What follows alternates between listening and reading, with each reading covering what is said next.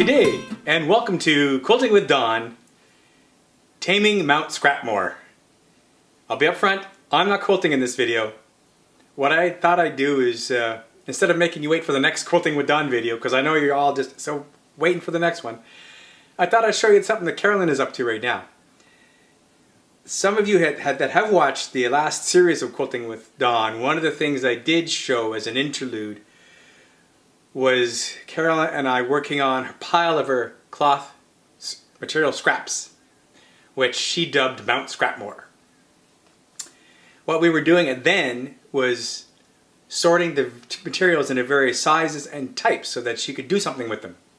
Well, what you see behind me, what I will show you a bit better in a bit, is a result of a scrap quilt she worked on. So she has tamed her Mount Scrapmore a little bit by going through her scraps and coming up with something that's colorful but yet has a pattern. So first I'll show you the pattern that she did. You'll see on the screen here, this is her working pattern. She drew on a piece of paper, a piece of grid paper, the plan. Each square on the grid equates to a 3-inch block. This quilt you see behind me is made of 3-inch squares. Well, of course, I cut the 3.5 inches, but with seam allowance, you get 3 inches final size. So then she drew the plan out, and as you can see, she did borders and so on, and then did a nice mashup of different colors. What I've done then is clean it up a bit so it's easier to see. Here's a more graphical version of it, just in case you want to do something like this yourself. Carolyn's not worried about it. This isn't copyrighted. This is not a plan that you have to pay for. Just if you want to do something like this, enjoy. Carolyn said it's quite okay for you to take a look at this and be inspired. Now let's take a look at the quilt in its entirety. I'll just step back and out of the way of it. So here we have it. This is Carolyn's Taming of Mount Scrapmore. Yeah, there we go. Now you can see the whole thing. This quilt measures roughly the same size as my Vista Boxes quilt you may have seen. I just did a quick measurement widthwise and it's about 86 inches, almost 90. And lengthwise it seems to be about 100 inches. So that's very close to what I did. This would fit a queen size bed. So this is how it came out. What's cool about this quilt is that she was able to use her scraps. Now, sure, there might have been a bit of color coordination, but I don't think much. She just made sure that you had a nice flow between light and dark throughout the pattern. So I'll give her that, because you can see it. You don't have a large patch of dark or a large patch of light. And you don't have any one large area of one particular color. So you are obviously doing a bit of coordination. But, I mean, I can't even imagine how many different types of material there are in here. I'm going to say at least 40 or 50, probably more. And she went through a scrap pile and cut her 3.5-inch squares. Probably cutting 3.5-inch strips where she could and then making them into squares. Same thing, the borders are 3 inches. All 3 borders are 3 inches. And I like the contrast that you get with the blue on all the other colors. Actually, she helped me out. Even though I'm a little colorblind, I'm good at color matching, believe it or not.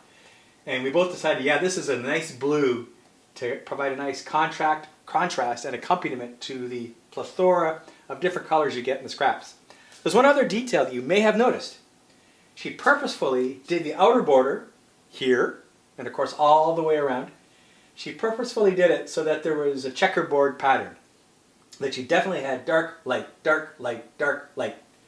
And then offset it. So you have a checkerboard all the way around. So this is how Carolyn tamed part of her Mount Scrapmore. I'm back. Carolyn has asked for me to show you a couple others of her scrappy quilts. Because apparently you always have scraps. I'm going to go on a limb here and think that's a standard quilter issue or opportunity, let's say. So this is one of the scrap quilts she did about 6-7 years ago while we were living in Europe. And she quilted it on her sewing machine. So I'll just stand back a bit. But you can see the nice V patterns repeated across the top. And a nice contrasting border. And for quilting she just did vertical stripes. And it works. So there's an idea for you. Alright, here's another one of Carolyn's scrap quilts. She did this one shortly after the one you just saw.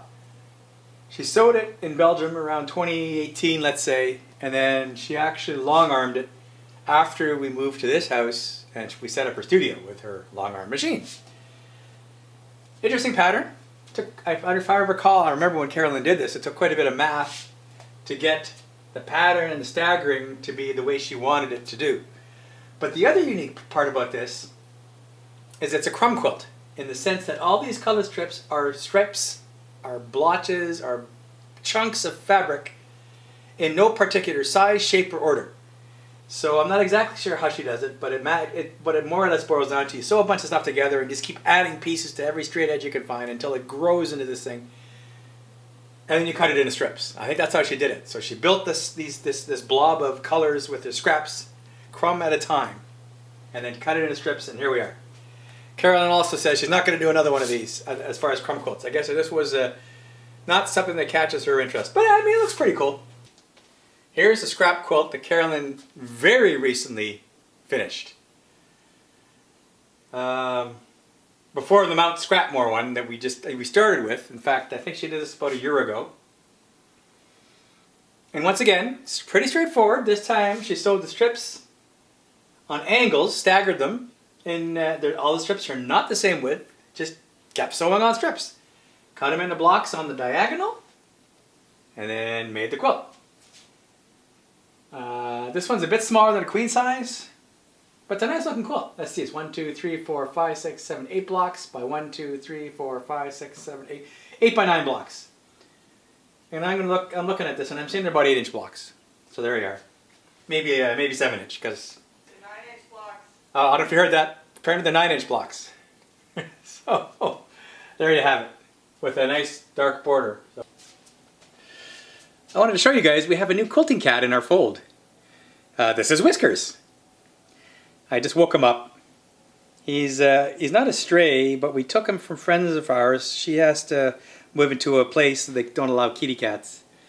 So Whiskers has already shown himself to be a quilting cat, and I'll show you a picture here of Whiskers with Carolyn. Oh, okay, he wants down. Here's our sweetie. Oh, one more time. Hey, say hello, Whiskers. Say hello. He's a Tonkinese, so apparently part Siamese and part Burmese. And there you go, Whiskers. And we've only had him a week. He's still getting used to us. He's having a little challenge getting used to the other two kitties, Wobbert and Bicky. But he's a real cuddler, loves his cuddles.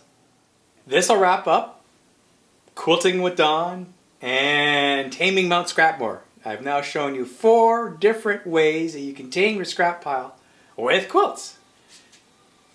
And they're colorful, they're fun, and Carolyn will probably say they're relatively easy versus following some fixed pattern that you have to be precise. Because especially in this one, different widths of strips, different colors, you weren't too concerned about making everything match. But look what you get. It actually comes out quite nice. So yeah. Happy quilting, keep on quilting, and we'll see you next time. Cheers.